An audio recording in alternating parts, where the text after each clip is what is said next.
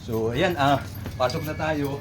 At nandito na tayo kay Ate Rosemary at saka ito yung si Joanne na nag-request kay Sir Ruel para dun sa cellphone. So yan na. May cellphone. Tsaka binilan din natin ng SIM card.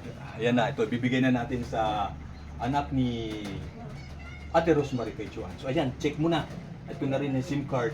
Ayan yung SIM card, ito yung ito yung cellphone. Pwede may check. Sige, yan na. Ayan. Huwag mo na lang hawakan na automatic. Yan na, ano. Yan mo lang sa lumaro. At yun. Sige. So ito yung case ng nung cellphone. So ayan yung cellphone, Realme Note 50. So ayan, check mo. Sige, check mo na, open mo na. Tapos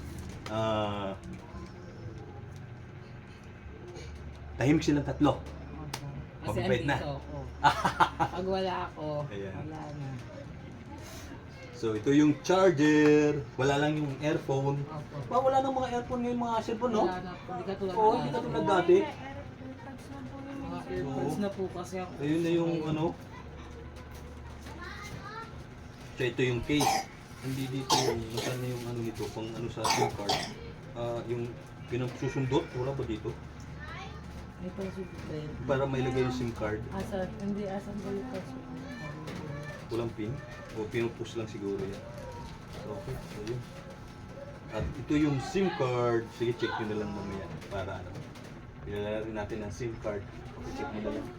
So yun, hawakan mo ning at pakita mo medyo mahina yung boses natin kasi wala kaming mic. Nagluloko. Pero yun, gumagana na yung cellphone na binigay ni Sir Ruel Lipat para kay sa anak ni Ate Rose na si Miss Joanne, no?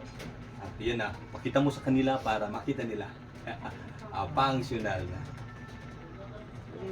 So yan pag na sila.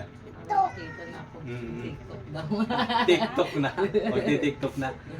So yun, nabigay at ano naman masasabi mo kay Sir Ruel Lipat at sa buong team at lalo kay Ma'am Luz Lipat, kay Ma'am Percy Official Channel. So yun, kung ano masasabi mo sa kanila. Laksan mo lang yung bus. Lapit mo ni kasi wala kaming mic. Sira yung mic. Sira. Thank you po kay Sir Ruel Lipat. Tapos po thank you rin po sa sa team po. Tsaka po kay Ma'am Luz po. Kay Ma'am Percy. Tsaka po kay Ma'am Percy po. Thank you po sa sa cellphone po. Mahabol ko na po yung mga module na kailangan ko pong habulin po. Thank you po. So ano mo naman masasabi ni Nanay Rose? Sir Ruel, thank you po sa binigay niyo para sa anak ko, sa mga lahat ng binigay niyong tulong sa amin. At nagpapasalamat po ako kay Ma'am Luz at sa buong team at kay Ma'am Percy po, kay Sir J. Roy, tsaka kay Kuya Delio TV po na walang sawang tumutulong sa amin mag-iina. At huwag po kayong mag-alala, sir, na yung tindahan po, ibabalik ko rin po siya. Pagka ibalik ko na po yung laman ng tindahan, papabidyohan po kay Kuya Delio TV. Talaga po ngayon nahirapan po kasi ako na mahina po yung tindahan ngayon dito. Na utang, tapos naging hulugan yung bayad. Kaya Dapat hindi ka nahirapan nagpapautang ako. talaga. Hindi po pagsabi po kasi na mamaya bibigay. Oh, yun Alam na. namin, bibigay din mamaya. Mahirap, no? No, pag di ka man nagpautang, hindi ka nabibilhan. Samahan ka na. Opo, yun nga po. Kaya ang hirap mag-adjust. Ngayon Oo. po, ano po yung Okay, sige yun lang.